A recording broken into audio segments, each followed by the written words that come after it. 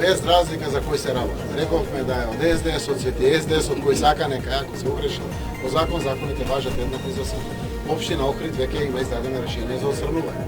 Се очекува истражување, односно за извршувањето да почне. Ако немат храброст, ако немат можност, ако не можат тоа да го завршат, тогаш согласно закон се одзимаат ингеренциите и владата ќе постапи. Јас ви уверувам дека дивоградбите ќе се отстрани. Секако ново ниво физички напад и ново. Секако ако има физички напад, тука Министерството за внатрешни работи тоа отвара истрага и секој ќе се одговара ако направи физички напад. Никој нема да биде заштитен. Секако јас не сакам да судам по делот на документација из дивоградби, по делот на вина за напад или слично. Тоа се истрагите кои што ги водат и тие ќе го покажат тоа. Но ве уверувам дека предрасуди и резерви нема да имаме према никој.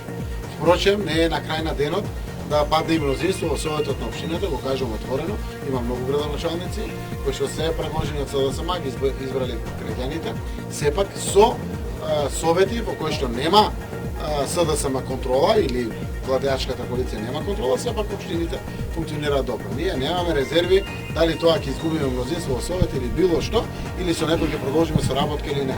Се работи прво за почитување на закон. Секој во државата мора да го почитува законот.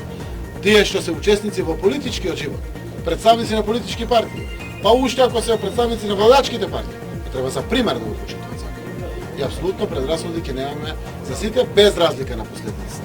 По политиката, по коалициите или слично. Законот мора да важи еднакво за сите.